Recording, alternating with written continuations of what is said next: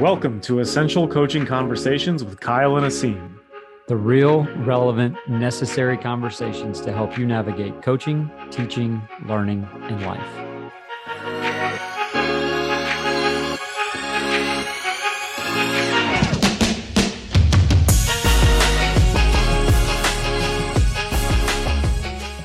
Coaches, welcome in. We are back. It's been a 2-week hiatus for us. A lot of life has gotten in the way, including the unveiling of a new scoreboard at Louisiana Tech, or a new video board.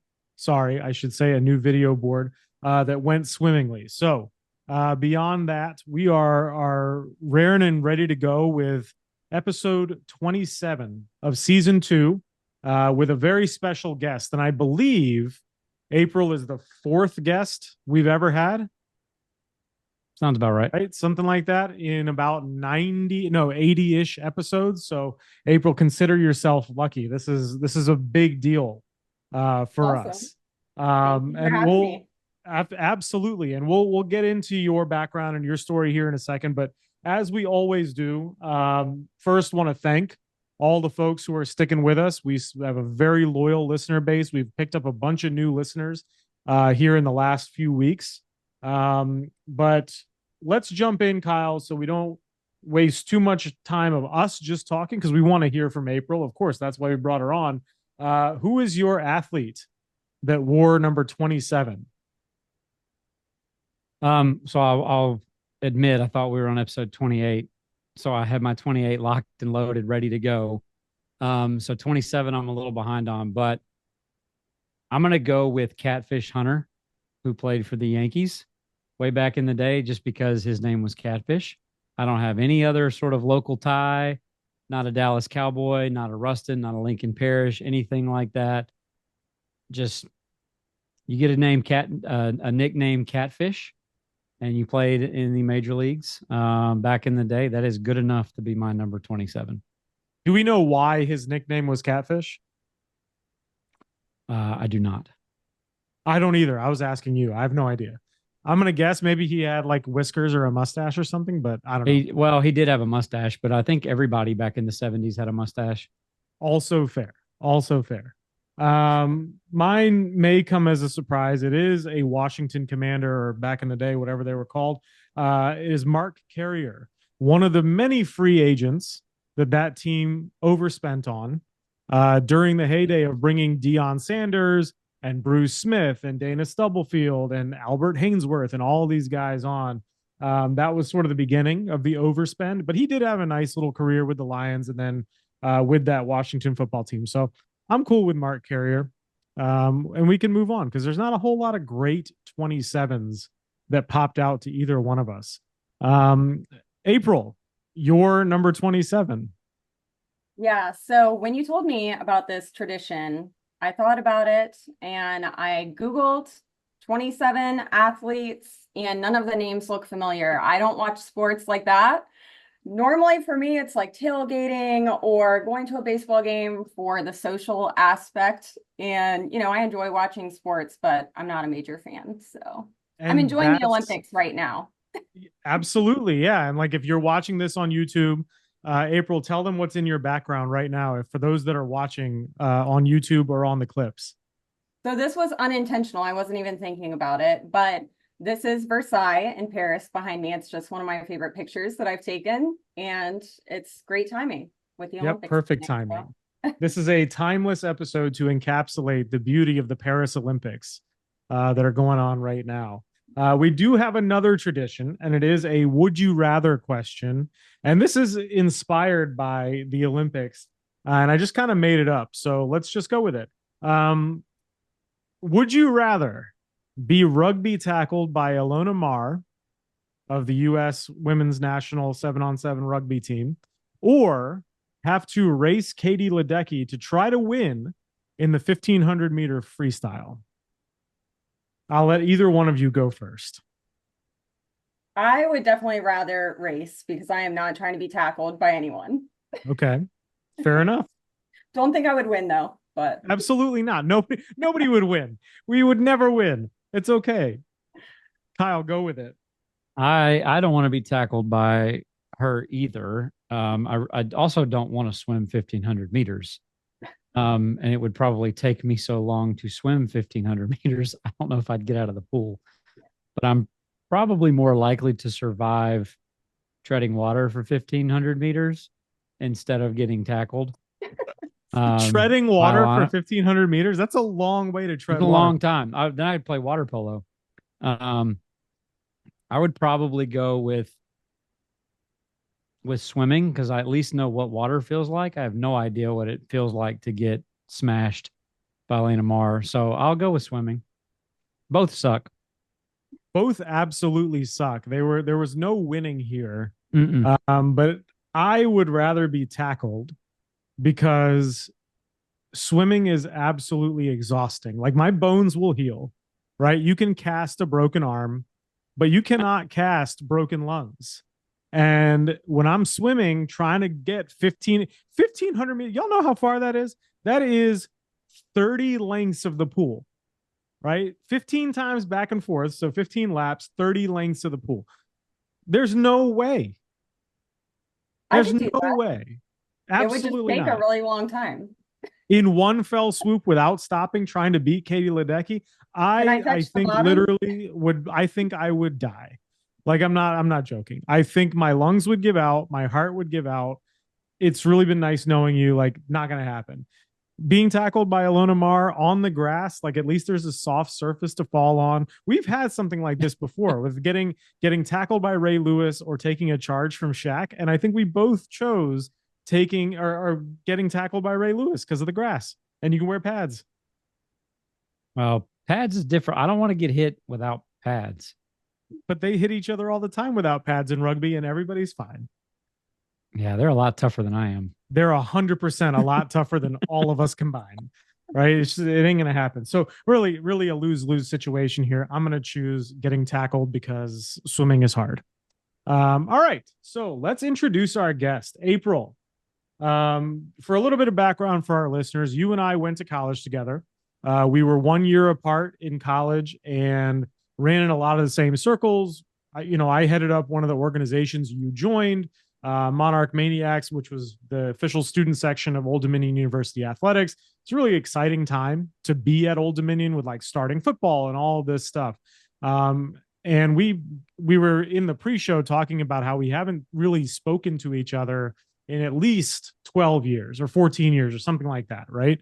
But you posted something on LinkedIn, shout out to LinkedIn, about, and I'm not going to like go into the depths of it because I want you to, about taking a career break. And I saw it and I was like, hell yeah, like do that. Good for you. And it came at a time where I am also like in transition. And so it spoke to me big time. And I remember like messaging you about it. And then it like randomly popped up on my feed again, which that's when I messaged you about coming onto the pod to talk about that and sort of also just something outside of sport and working in the corporate world and in the software industry and all of those things. We'll get into all of it. But April, welcome to the podcast. Feel free, introduce yourself and tell us a little bit about that post and kind of where you are right now. Yeah. Well, again, thank you so much for having me. This is really exciting. I listen to podcasts all the time, and I was like, how cool to actually be asked to be a guest on one. So I really appreciate it. But yeah, like you were saying, LinkedIn, I mean, it's great in a lot of ways in staying connected for things like this. And I have a couple posts that I've had over the last few years where I got a little bit vulnerable. The first being talking about paying off my student loans a couple years ago. And so I thought it was a good opportunity while I was going through all this internal decision making. So to take it back a little, over the last 10 plus years, I've been doing marketing for software companies. So that's everything from where I started at a 50-person kind of mom and pop, no private equity, like bootstrapped company based here in Norfolk, Virginia, where I live. And I was there for a little over 5 years full-time, first marketing hire. I learned so much and I reported directly to the CEO. I was there for a while because I really liked it. I was learning all the time. I felt like I was making an impact. I could be really creative. And then I wanted to see what else was out there.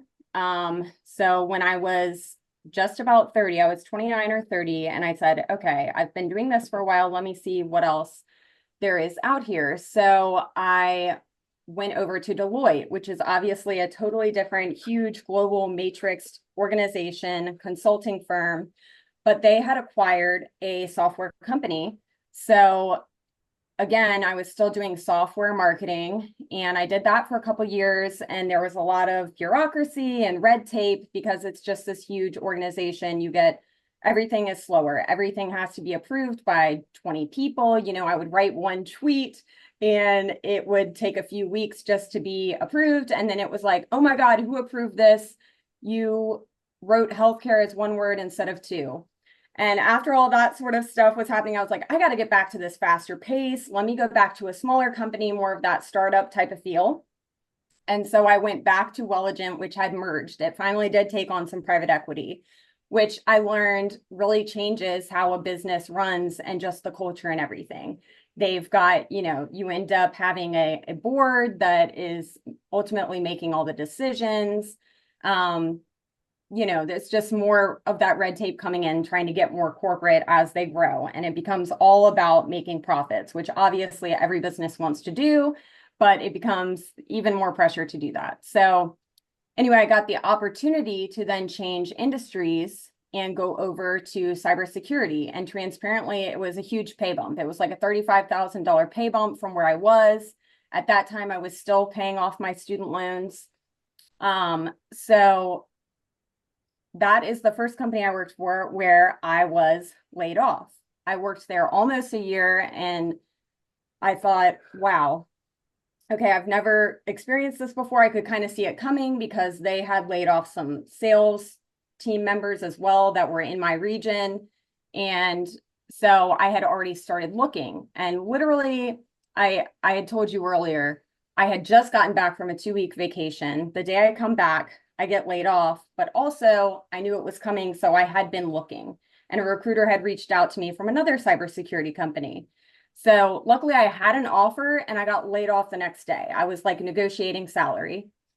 And so with that position, that was my most recent position. And I was there for a year and a half, and I was on the other side of layoffs. So there were 2 rounds. I was there for about 9 months, and I had 8 sales guys that I was working with. So I was their field marketer. So basically in field marketing, what you're doing is you're aligning really closely with the sales team, and you're trying to generate new business, accelerate their existing opportunities, help deals close faster. You're directly impacting revenue through your marketing efforts, which is a lot of time like events. And then 9 months into that role, they did layoffs. One of the field marketers got let go, and a couple of the channel marketers, one left and one was laid off. Well, they said a reduction in force, whatever, it's a layoff. So I acquired 4 more sales reps, and I didn't get an adjustment in my compensation. And then, you know, a couple more months passed. I felt like, okay, I'm starting to get used to this pace of work. Let me ask to go to the cybersecurity marketing conference and have the company pay for it. I estimated it was just under $2,000. And I drew up this proposal, and I'll bring back all my learnings, share them with the broader team. And they said they could do 1,000. And that was where I kind of started going, are you kidding me? Like with this nickel and diming. So I started thinking about it. You know, I had been on both sides of layoffs. Like I said, I've been doing this for 10 years in the tech industry. It's a lot of pressure. I mean, you hear it, you see it on LinkedIn. You know, it's driving more profit with fewer people, and everybody kind of gets more work and more work dumped. And I've heard recently performance punishment. So I felt like I was kind of experiencing that because I was performing well. So anyway, I know I've been going on and on, but ultimately what led me to that post that you initially brought up and asked about was I started thinking, I need to just step away from everything. I had paid off my student loans 2 years ago. And that time I'd just been kind of saving, contributing a bunch, trying to catch up on my 401k. And so I had what I felt was a big enough stockpile of cash and investments that I could say, I'll be good for a year or two if I have to. And I just can't do this anymore because I feel like I'm mentally about to break. So I stepped away, and there were other factors into that, but I'll shut up for a second and see where you want to take it. I first off, thank you for sharing, especially the being on both sides of the layoffs piece. So for coaches and teachers that are listening, and we're trying to draw, similarities between this, and you'll hear, if you ever listen to anything we do, you'll hear us talk about how the human component is undefeated. So it doesn't matter whether we're talking sales, cybersecurity, tech, education, coaching, law enforcement, doesn't matter. Like at the end of the day, we're all people. Context, it's different, nuances are different, everybody's in different spaces.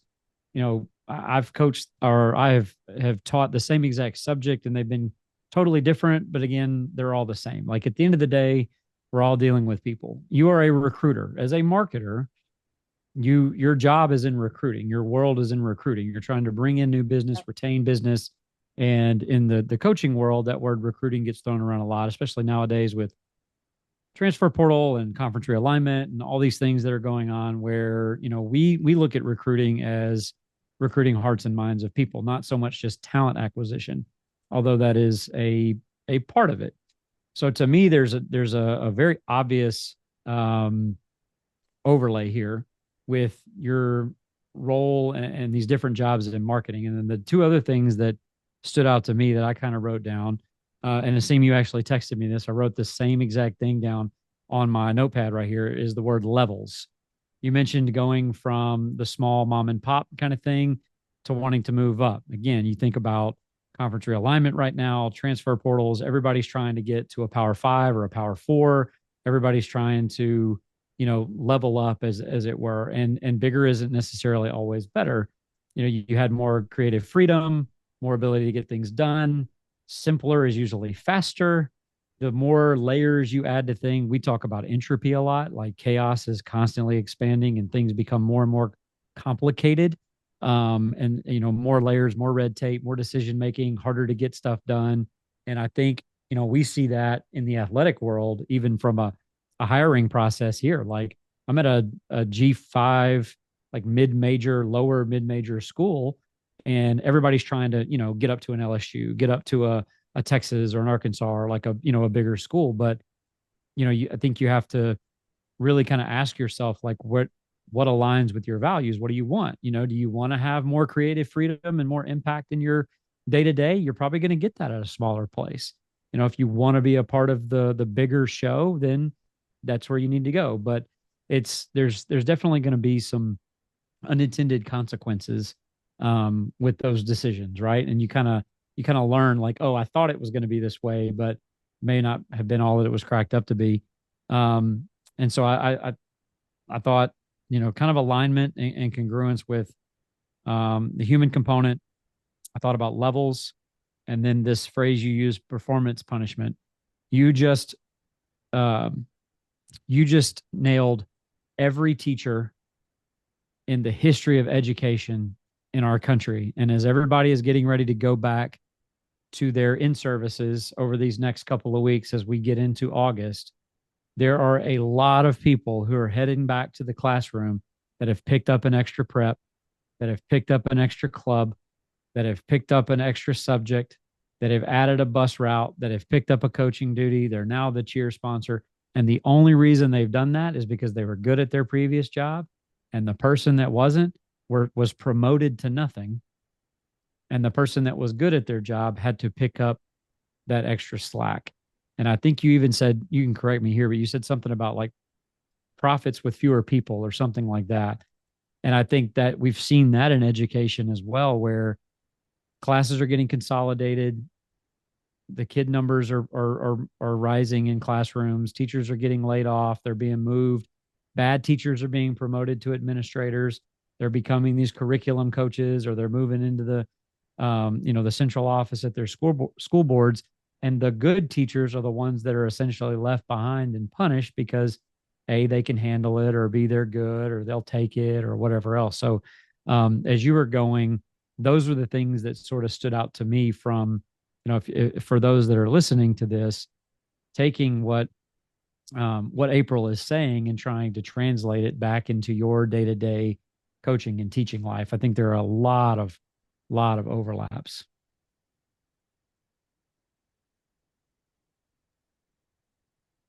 Yeah, I did text Kyle the word levels, and like I just put out a tweet just now that this episode is about to be fire, because that is 1000% some of the most relatable stuff I've ever heard. Right? Where like performance punishment is real. And I think perhaps in the corporate world, like maybe those people don't get promoted, they do get sent away, or like they get moved along. Maybe that's maybe a difference. But at the end of the day, like this was something that I think maybe even we heard in college was like, don't be too good at your job, because the better you are at your job, the more they're going to ask you to do without compensating you. And I think the big difference too, as you were talking about that, is like, it's not even a thought for teachers and coaches and stuff to go ask for more compensation, because that stuff is already decided for them, right? In your world, going to that cybersecurity firm, a $35,000 pay bump, there's people that listen to this podcast that make $35,000 a year, right? Yeah. And that to me is like, there is some level of agency when you get to that corporate space where you can go ask for a raise and you can prove like, hey, I've done so many of these things for this company to help create profit, to drive revenue, to create influence, whatever it is. And the idea to even just be compensated for your expertise in something, as opposed to, oh, well, this is just what we pay in this district, like tough break. Mm-hmm. Right. I think that is such a unique thing that we don't get to hear about, because Kyle and I have spent the last 20 some odd years not in that space. Yeah. So the one thing too with the levels piece, and I think this is like, I would love to go down this road a little bit. We all had to start somewhere, right? And like, whether it was a small school, big school, small company, big company, when did you know that it was time to move on from the smaller company, like where you had felt like you were sort of maxed out? What was sort of like the trigger for you? It's interesting to think back that far. Not that it was that long ago. I guess it was like 5 years, and there's been a lot of different roles I've had just in that 5 years since. But I was just thinking to myself, and I think it's also something about, like, at least for me, 5-year, 10-year birthdays, I start reevaluating everything. And I'm like, okay, is this where I thought I'd be? Is this where I want to be? Where do I want to be again 5 years from now? So it was around that 30th birthday. So I was probably thinking, well, this is all I've done. This is all I know so far. I like it here, but I need a new challenge. And the grass is always greener. So, I went and I tried other things, and then I know for sure. I don't have to look back and say, well, I never tried it, so I don't know. So I did try the huge corporate organization, and I'm not saying I would never do it again, because the benefits were awesome. They did company-wide shutdowns, which is also really nice because everybody in the company is off at the same time. So you don't feel that pressure to say, oh, I've got to be checking my emails. Is anybody messaging me on Slack? For all my corporate terminology here. But so I wouldn't say there was one single moment, but it was just longing for something new. And when you keep thinking about it over and over, and I'm very risk averse, so I think about something for a long time before I do it. Before I left my most recent position, I was thinking about it at least for a couple months, and I was like, is this insane? I have nothing else lined up. But also in that post I shared, and I'm going to take a total left turn here, but so I recently turned 35 in April. So it was another one of those evaluation phases.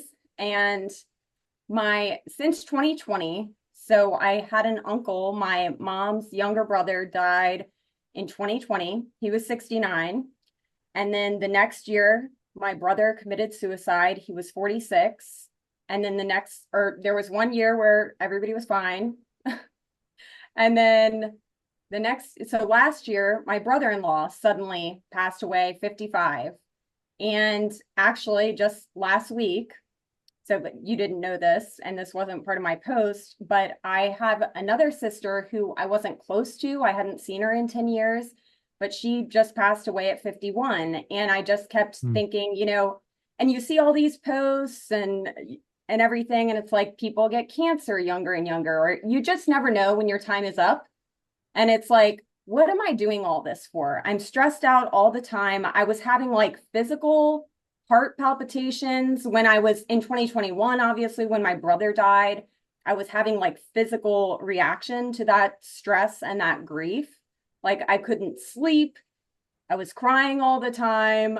And my job was very understanding. I took off for a week, and then it's like, you're going to be thinking about it either way. So I might as well distract myself with work. And so I was like, you know what? I'm getting really stressed. I went to the doctor just for my annual checkup, and, he's going through the list of questions. And I was like, I'm having chest pain occasionally, not all the time. And he's like, that's just stress. And I didn't believe him. And since I left my job at the beginning of June, I have not once had a single heart pain like that. And, it's not like I quit and then all my problems went away and I don't have any stress and I'm just like happy all the time. But I have way less stress. I'm stressed about different things, and I have the time to visit with family and friends and do more of the things I want and prioritize my health. So isn't it funny that that's how that works out, right? That like you go into something to try to distract yourself from the pain that you're feeling and from the stress that you're feeling, and it only seems to compound it. And then as soon as you remove the largest stressor, which is a workplace, right? We're not going to say that it's a toxic workplace or not. Yeah. We're not going to say that it's a hard job or not, right? Everybody's trauma is different. Everybody's definition of hard is different. But when you remove the largest stressor that there is, which is what you spend the majority of your day doing, all of a sudden the world seems a little bit brighter and you feel physically better. And I left my most recent position in April also.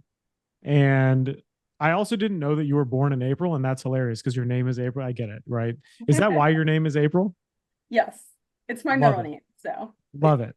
But so I also left in like mid-April.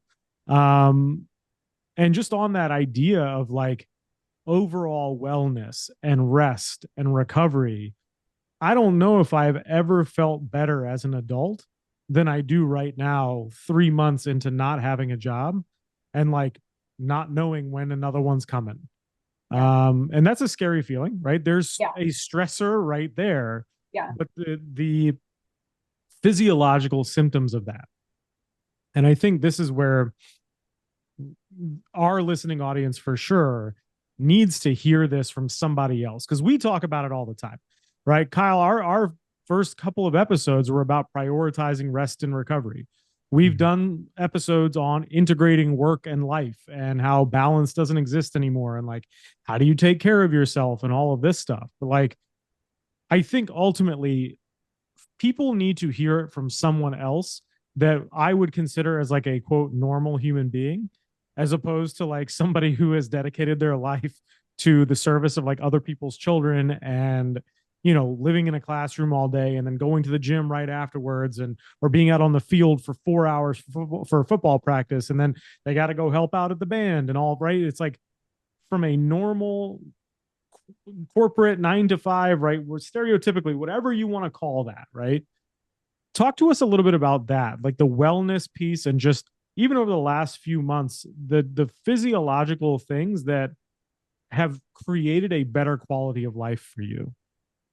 Yeah, it's interesting because before you do something like this, while I was thinking about it, you have all these like visions and plans about how it's going to be so perfect, and the days can kind of blend together because depending on who you are, I haven't created a ton of structure for myself, at least at this point. I'm just like, I just want to get okay with taking it easy and stop putting so much pressure on yourself to always be doing something. Like learn how to rest and just take it easy and not be like, oh my God, what did I do today? Like I didn't do anything. And then I look back at the week and I'm like, wait, I actually did a lot of stuff. And I wonder how I fit in the things I did before. But I mean, as I started this, a big part of it, it's like my mental well-being, but also my physical, because I was sitting a lot. Like I'm at a standing desk now. I usually prefer to stand. It hurts my back less, but it was hard even to get my 6,000 steps a day.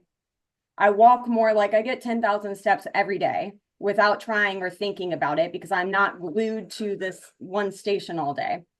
And I started off my first 3 weeks. I don't have health insurance right now. So that's, a stressor, sure. But I have some options I could do if I wanted to. But I started off like, I need to get all my doctor's appointments in a row, like before this next 3 weeks while I'm still insured. So I went to 5 different doctors and just got everything squared away, make sure everything's all good. And then, I've signed up for like Pilates, which I wouldn't have done before because I would have said I don't have the time to do it. I'm playing with my puppy every day, which I did before, but I would just kind of cram it in where I could because he's super high energy. So, I'm prioritizing all of that stuff. And I have the time to do it. Whereas before it was like an afterthought and it was like, my job comes first, this work comes first. And then I'm still so stressed at the end of the day that I can't turn it off. And I would have nightmares about some event going wrong. And then I would have my sales guys calling me while I'm on vacation and I hardly ever took vacation. So, I don't miss that aspect. But, I'll get back to work at some point, but I'm not ready to dive in anytime soon. So. No, so I've shared this on here 1,000 times before about me getting out of coaching, but that was a big part of it. Kendall was 4 at the time. And I think, Asim, you're talking about like a quote unquote normal person, right?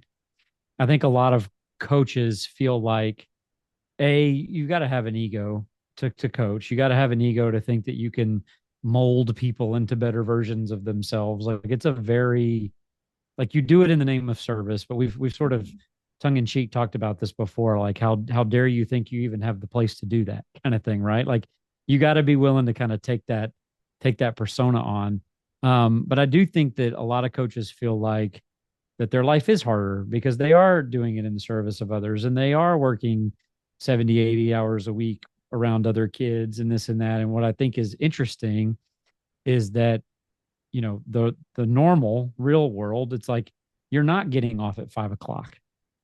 Because I think that's what we as like teachers think is like, oh, we don't get off at 3 o'clock. We're grading papers. Like you were talking about, like you grew up helping your mom grade papers and you're having to do lesson plans. Like it really is no job where you're literally clocking out at 5 o'clock and that's it, where you're not getting, especially nowadays with these things, you've got computers in your pockets and you're getting emails and notifications and you're wearing an Apple Watch and it's buzzing and it's dinging and you can't really unplug. You go on vacation and you got your out of office on, but people still find you. And like that kind of thing never really gets turned off.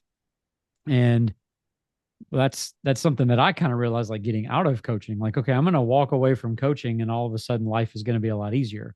I'm going to get rid of all these other stressors and so on and so forth. And that wasn't necessarily the case. And then for me, who got out of it when Kendall was 4, it was like, okay, her first 4 years flew by really fast. What are the next 4 going to feel like? Well, now she's 8. So the next 4 have gone by. They haven't gone by quite as fast because I have been able to be a little bit more present. Now I still work in my current job. I might still put in 60, 70 hours a week, but it's a different type of 60, 70 hours a week, if that makes sense, where when I'm home, I can be more present or Kendall can come to work with me. I'm not tied to a bell schedule anymore, things like that. And I think just kind of hearing you go through very, very similar things and thought processes, that's what I feel like teachers and coaches are going through too. And it's not to say that if you just all of a sudden got out of coach, all of a sudden that would go away. Because I definitely think that as a competitive person, it's hard to turn that side of you off to where it doesn't really matter what you're going to do. There's always going to be a bit of you that has a hard time sort of unplugging. And that's where I think when Asim and I were getting ready to start Essential Coaching, that was a big part of it. Was like, I'm teaching, I'm getting done at 3 o'clock. What do I really do with myself? I kind of need something. And that has been a really difficult thing for me when I finally do take a vacation or try to go home, is being able to kind of cut that off. And I'm still not real great at it. It's something I'm trying to work on. But as soon as we hop off this call, I'm going to check my phone. I'm going to have 2 or 3, 4 or 5 emails. I'm going to want to go ahead and knock those out because I don't want to think about them anymore. I have a little bit more sense of clarity if my inbox is empty, but the only way to keep the inbox empty is to constantly check and see what is in the inbox. And so again, I just, it's almost comforting in a way just to kind of hear that this is more prevalent. This is not just a coaching and a teaching thing. And I think that's a great lesson for people who are in coaching and education to understand that you couldn't really just get out of what you're doing now and get away from all these things. It's a personal choice. It's a skill, and it's something that you actively have to work on. You have to make a conscious choice to go do Pilates. You have to make a conscious choice to put the computer down and go play with the puppy. You have to be willing to prioritize that kind of stuff. And that's where I think we struggle with it a lot, because there's always going to be more film to watch. There's always a practice plan that we need to go hit. There's always going to be a lesson that we need to go look at, or a kid that we're worried about, or their parents mad at us or something like that. And it's really hard to kind of let all that go. So first off, I'm an April baby. So nice to meet another one. When was your birthday? April 8th. 8th. Okay. I was the 24th. Close enough. But it's just, I appreciate you kind of sharing all of that, because I think there are a lot of similarities here for our typical audience. That if we were to bring somebody on who was in cybersecurity marketing, they would think that those are two completely separate lives, and that there wouldn't be much, kind of similarities there. But anyway, I'm rambling. I'll shut up. Go ahead, Asim. You look like you had something brilliant to say. Yeah, probably not brilliant, but I think it sort of begs the question, right? And I think April, you and I were texting about this the other night, about how we're in very similar spaces and like trying to figure this piece out. And you kind of made the joke of like, oh, it must be that mid-30s thing where like, we're all in that together. But I do think, right, because there are so many similarities, because we are, what, 4 years, 4.5 years since COVID shut the world down, and we're coming out of that a little bit. We're in it, and people are working remotely, and it's hybrid, and like all of these things that really weren't as prevalent as before. A lot of me thinks that because there are so many people who are going through sort of this same thing, right? Where it's this, we talk a lot about reflection, awareness, clarity, and alignment, right? Our ROCA process. That's what you're doing right now, right? You reflected on it while you were working. You were like, bro, this is not for me. Like, I need a break. You came to that awareness. You had those moments of clarity, and then you aligned your action with those things, right? That's the process we would go through to do anything. If you were in charge of the world for a day, how would you address this? Right? Because it isn't just isolated to one industry. Like we see that, right? There's proof right here that this burnout thing is real, that these physiological symptoms of these things are real. Life happens and work doesn't allow for it to happen. Right. And then there's like, we deprioritize ourselves in the service of something else.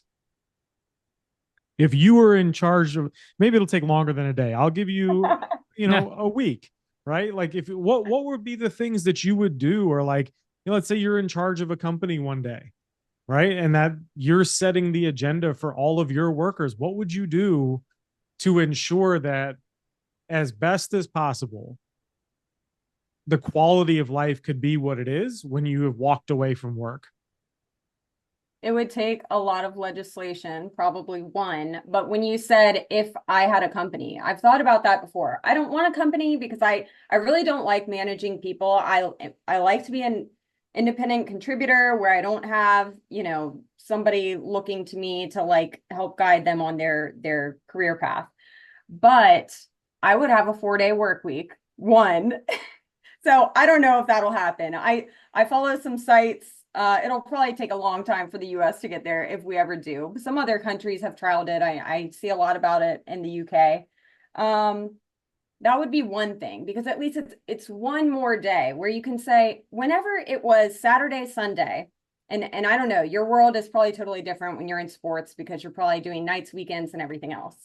But and, with me doing events, sometimes it's a weekend, but it wasn't all the time. Maybe I'm flying to Vegas on a Sunday or something, or coming back a Friday or Saturday. But when you only have a Saturday and a Sunday, oftentimes, if you're really stressed at work, you're just dreading Monday. So you basically are enjoying maybe your Friday afternoon and then Saturday, and then you're dreading the whole week ahead. So at least if you had 3 days in a row, you might be able to actually fully decompress and process the week and, take a road trip somewhere.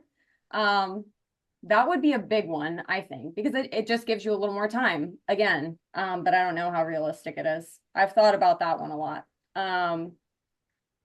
There have to be things in place, I've always hated when I get emails at 11 p.m. I might not read it, but I see when it was sent. And then I'm like, is the expectation that I do this as well? Because I used to. That first company I worked for, I did that. I had the email on my phone. I would check it, that inbox zero that you were talking about, Kyle. I've never had so many unread emails as my most recent position, because it was like I would get 100 emails a day, many of them being junk, which is a whole different topic. But I felt like I just couldn't even keep up. And I was like, if it's really important, they'll email me again, because I can't keep up with this. I'll spend my whole day going through emails, and I have stuff to do. But, maybe don't communicate after certain hours, or certainly don't expect people to reply, because most things can wait. I mean, everybody acts like the thing they're working on is super time sensitive, when in reality it isn't. Or, you're going away for a week. People will survive. They can wait until you get back. So I don't know. That's a loaded question. I would really have to think about that one, because it would be many, many different things that you would need to do. So I think what you're describing is what we would say is climate, right? Yeah. Just a complete climate shift into how we interact with work, how we interact with each other at work, right? What are the guidelines and expectations? I know that like one of my friends has an email signature that says like, this email was sent during my working hours. They may not be the same as your working hours. Please don't feel compelled to respond to this, right? But I even think taking it a step further and just taking work email off your phone altogether is a huge step in the right direction. And like Kyle, I know you have 3 phones that you have to worry about. I don't think the thought of that stresses me out. Right? Because then you're like going to a computer to check it instead. But that was one of the things, like, truth be told, I think my first 2 years as a teacher, like I had work email on my phone. I was like a committed professional. And I was like, what the hell am I doing? Like, I'm sitting here responding to parents at 9 o'clock at night. I must be insane, right? This isn't happening. So I took it off my phone, and like I remember my department chair coming to me and being like, hey, why don't did you get my email yesterday? And I was like, yeah, I saw it this morning. Like, I'll respond within 24 hours, relax. And she was like, well, why didn't you respond right away? I was like, because I didn't see it until this morning. And she was like dumbfounded that I didn't have my email on my phone. And I was like, this school does not pay my cell phone bill. They do not pay for my cell phone. Therefore, they don't get to occupy space on my cell phone. And if it really is an emergency, you can call me. And clearly it's not an emergency, so we're good. Right. And I do think like this idea, like the hustle and bustle, everything is emergent, therefore everything is urgent, sort of climate and culture that exist, does not align with taking care of yourself. And I look at some of my friends who live in Europe, or they're like, their parents live in Europe, and they're like, oh yeah, we're just going camping for a month. And I'm like, what in the world? Like, don't you have a job? And they're like, yeah, but like, that's just expected. Like, we just like shut down for a month and it's totally fine. And I, in some ways I envy that. Right. And I do think the 4-day work week I mean, you can sell teachers on that in 2 seconds, right? I thought of one other thing too to add Go to that for it. list, because doing this sabbatical, I've said I want to do this at least once, more like twice, maybe 3 times per decade. Whether it's something a benefit that my company is offering, which most of them don't. Deloitte actually did. They did you could have a sabbatical. I think it was like after 3 years of working there, and I think you could do it every 5 years or something. Oh, that's And pretty I know cool. ODU actually has one, because I just met a guy that he had been a professor for 10 years and he took 6 months off and he gets to go Yeah. back. Something like that, where you can just reflect on your life, what you've done, what you've accomplished, what you want to do going forward, reassess your values. Is what you're doing aligned to that? Are you actually taking steps that, move you closer towards your values? And doing that a couple of times per decade, that would be a big one. Yeah. No, I think Kyle and I would both agree with that. Right. And I think over the last probably 5 years, it feels like we've had to do that a couple times. Would you agree with that, Kyle? Yeah, and I remember listening. I don't remember what podcast this was. It was a coaching podcast. I can't remember which one, but I remember listening to a few episodes, and there were maybe 2 or 3 coaches kind of scattered out where coaches had probably been laid off, or job wasn't working out or whatever. But um, it was they had basically taken a year off and talked about how that year off was like the greatest year they've ever had from a development standpoint, because they were able to stop, take a step back, reflect, go watch other people, go to practices. You weren't in the middle of trying to develop your program. You could really develop yourself. And by taking a step back and stopping for a minute, that's what accelerated their career. They were eventually better head coaches, had better programs, and produced better players because they took a break. And I would be interested if we could sort of play in that simulation, to where if you forced everybody to take 6 months off every 5 years, like how much more productive and development would we have? But it would be really hard to tell the boss, like, hey, my most productive, marketer April is going to take 6 months off, but it's going to be better for the company. And he'd be like, well, hell no, like there's no way. We can't allow that. We can't. There's just that's not even going to be possible. This may make for bad radio here, but have either of you, I think I've texted you this book before, but I'm interested, April. Have you ever read the book Reinventing Organizations? No, I haven't. Okay. I'm about halfway through it. I would recommend it.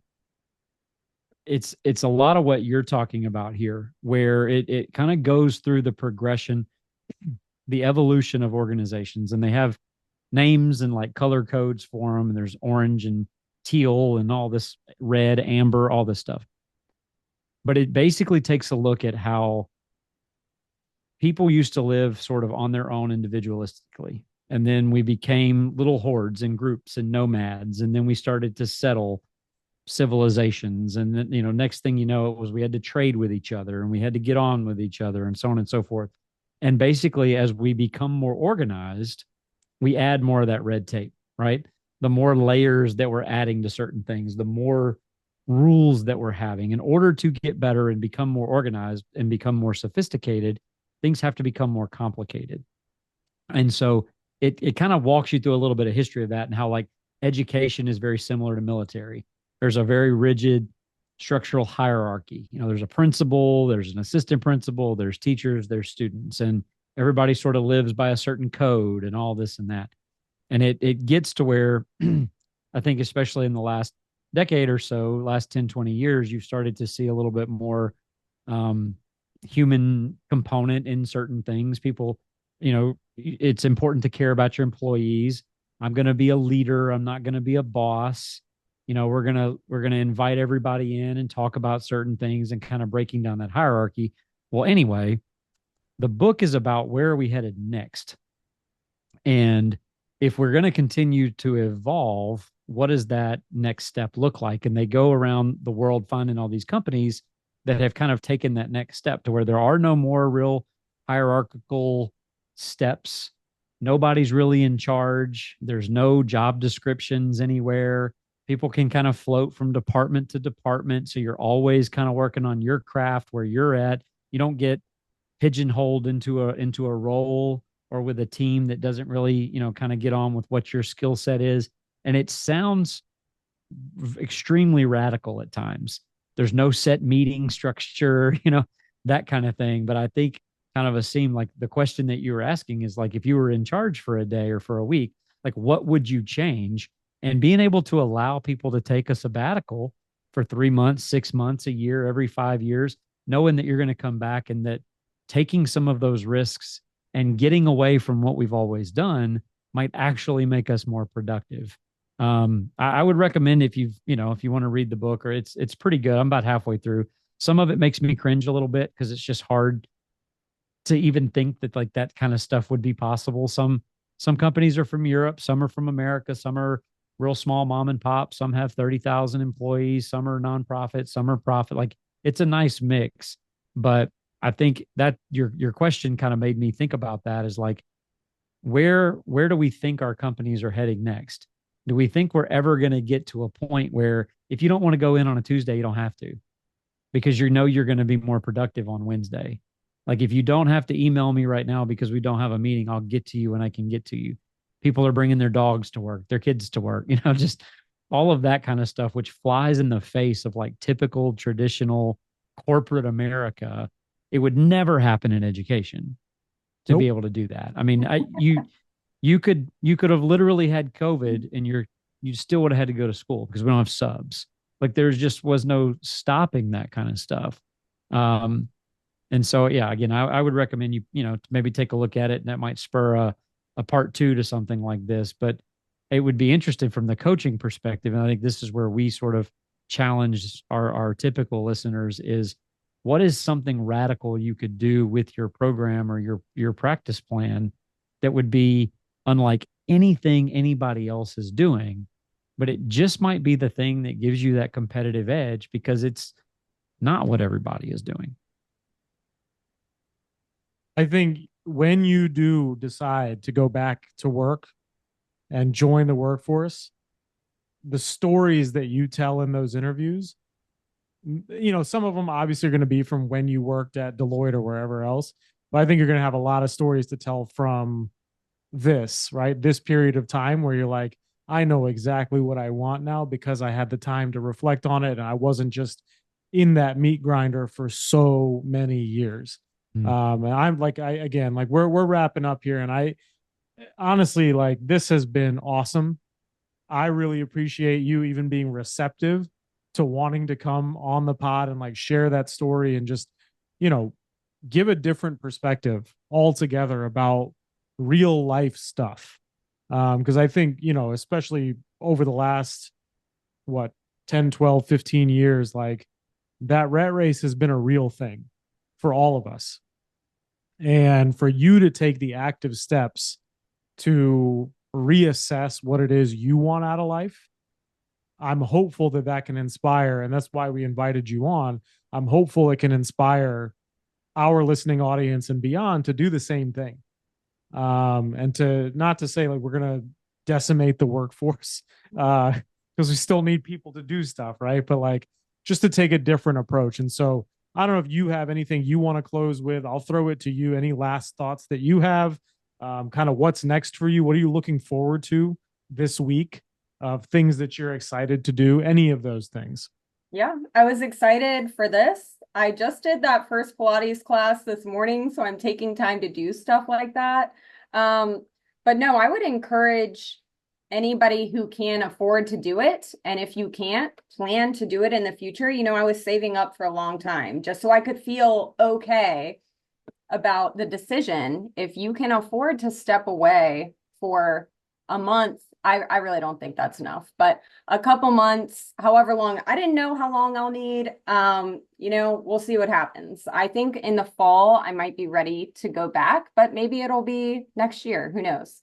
But anybody who can afford to do it should. It just gives you so much time for self-reflection. And again, just like, what do I want out of life? What have I been doing? What am I looking forward to doing? Do I want to try something new? Even if it's just like, I want to do a photography class this fall. Stuff like that. It just gives you clarity and it lets you know, oh, well, what do I miss about what I was doing? What do I want to see in the next organization I work for? Or do I want to be an entrepreneur or whatever it might be? So do it if you can. Awesome. Awesome. Awesome. Awesome. And where can people find you? Well, on Instagram, I'm travel or else, all one word. That's one thing over these years that has given me, the momentum. I would always have, okay, I need to have a quarterly vacation, whether it's something short or not, I can have something to look forward to where I'm decompressing. So that would probably be the main one. Awesome. We will link all of that in the show notes, and we'll also link April's LinkedIn post that inspired all of this to begin with in there.